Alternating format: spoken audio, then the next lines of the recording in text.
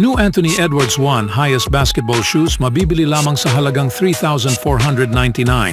I-click lamang ang link sa comment section. Nang sumayaw si Anthony Edwards pababa ng court at kumaway ng paalam sa mga fans ng Denver Nuggets noong Lunes, kumpleto na ang grand plan ni Tim Connelly. Ang pangunahing layunin ng Minnesota Timberwolves ay nangangailangan pa ng 8 panalo. Ngunit upang magkaroon ng pagkakataong itaas ang Larry O'Brien Trophy, alam ni Connelly na kailangang daanan at piliting talunin muna ng Wolves ang Denver mula sa tuktok ng bundok.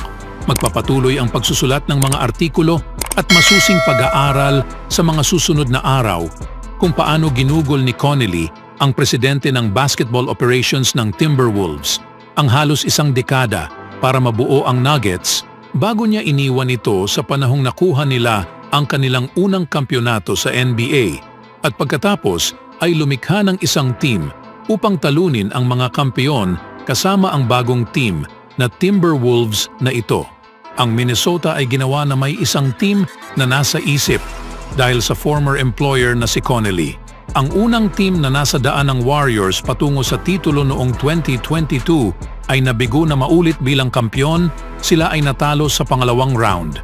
Ang pangalawang team na nasa landas ng Warriors 2 taon na ang nakalipas ay ang Memphis Grizzlies na nakitang dumaan ang isang nasayang na season at kasalukuyang naghahanda para sa number 9 pick sa 2024 NBA Draft. Ngunit ang pangatlo at huling roadblock sa Western Conference na kailangan alisin ng Warriors bago marating ang NBA Finals ay muling nasa Conference Finals sa pangalawang pagkakataon sa loob ng 3 taon. Ang Dallas Mavericks ay nagbago ng husto mula ng kailangan pa ng Warriors ng 5 laro upang tapusin ang kanilang bid para sa Finals 2 season na ang nakalipas na may ilang mga galaw na ngayon ay pinag-aralan ng Golden State. Unang-una, alalahanin natin ang starting 5 ng Mavs mula sa Game 5 ng 2022 Conference Finals. Si Luka Doncic ay nagkaroon ng inefficient near triple-double na 28 points, 9 na rebounds at 6 na assists. Nandoon pa rin siya, syempre. Si Dwight Powell, ang starting center ng Dallas nung panahong iyon, ay may 2 puntos at 2 rebounds. Nandoon pa rin siya, ngunit nagsimula lamang siya sa 9 na laro ngayong season at naglaro ng halos 15 minutes lamang sa playoffs ngayong taon na may 5 DNP o did not play. Si Dorian Finney-Smith ay umiscore ng 13 points sa halos 40 minutes. Nasa Brooklyn Nets na siya ngayon at nag-average sa kanyang pinakamababang minuto kada laro mula noong 2018-19 season. Si Reggie Bullock ay naglaro ng halos 38 minutes at umiscore ng 6 na puntos.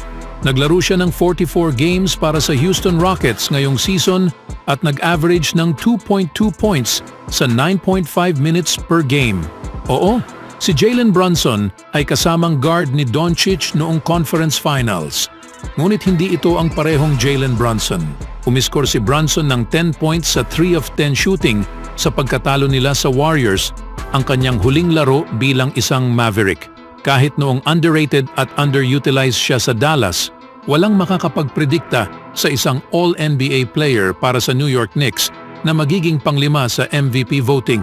Ngayon, ang kasama ni Doncic sa backcourt ay isang drama-free version ni Kyrie Irving na perpektong nagsettle sa kanyang papel bilang pangalawang option sa edad na 32-year-old. Ito ang unang landas na kailangang pag-aralan ng Warriors ngayong off-season. Saan at paano nila mahahanap ang susunod na Irving ng Mavericks o ang kanilang sariling susunod na Andrew Wiggins mula 2 taon na ang nakalipas. Sa isang mas mahabang off-season kaysa sa karaniwan, ang mga pangalan tulad nina LeBron James, Kevin Durant, Paul George at iba pa ay pag-uusapan bilang mga posibleng future Warriors. Iyan ay masaya at lumilikha ng mga usapan na may maraming blankong espasyo upang punan. Ngunit ang pinakamalamang na landas ng Warriors upang player na tutulong kay Steph Curry ay isa pang reclamation project sa trade market. Iba ang mga player at tao sina Wiggins at Irving. Ang stock ni Irving ay nasa pinakamababa dahil sa ilang nakakabahalang dahilan off the court nang makuha siya ng Mavericks mula sa Nets noong nakaraang taon bago ang trade deadline para kay Finney-Smith, Spencer Dinwiddie at 3 draft picks. Ang Warriors ay nakikitang bumaba kay Wiggins matapos ang mga taon na hindi pagpapakita sa mga inaasahan bilang isang former number 1 overall draft pick na pinalit kay D'Angelo Russell para sa pangalawang pinakamahusay na player sa isang title team at isang pick na naging si Jonathan Kuminga.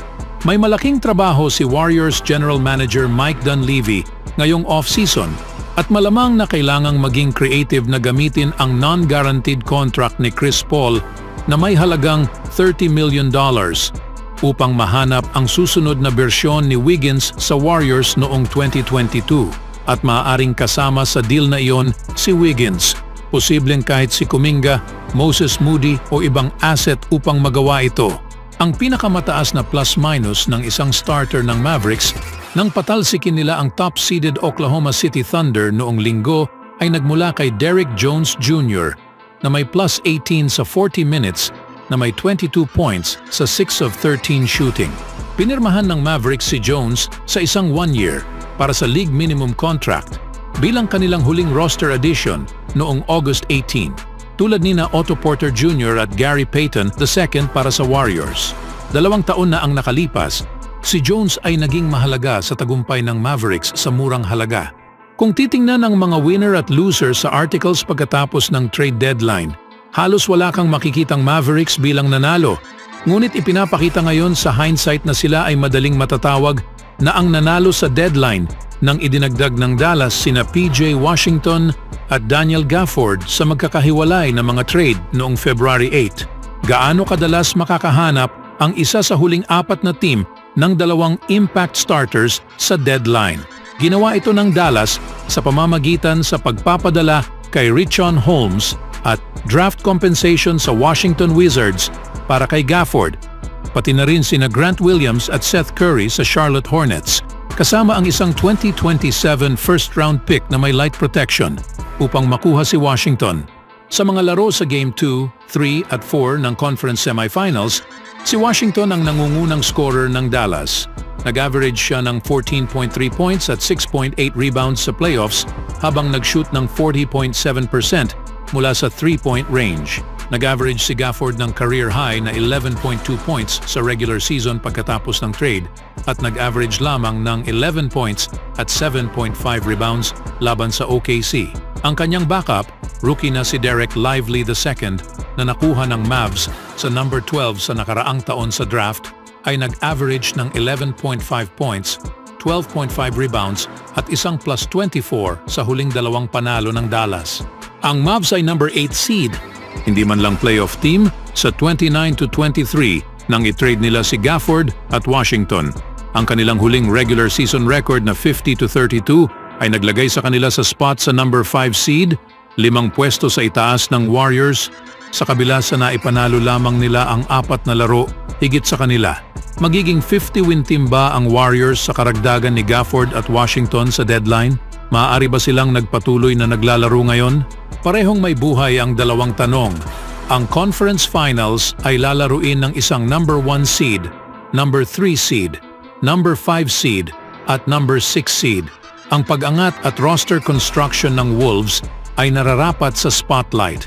Paano nabuo ang Mavericks upang marating ang West Finals 2 taon pagkatapos ng pagkatalo sa Warriors ay hindi rin maaaring balewalain ng kahit sino, kabilang na ang Golden State. Anong masasabi niyo mga kaibigan sa hakbang na ginawa ng Warriors sa trade deadline? Always do it on my own, so I gotta get through it. And the only thing I know is to love what I'm doing. Never give up, never slow, till I finally prove it. Never listen to the no's, I just wanna keep moving. Keep my head up when I act, head up, that's a fact. Never looking back, I'ma keep myself on track.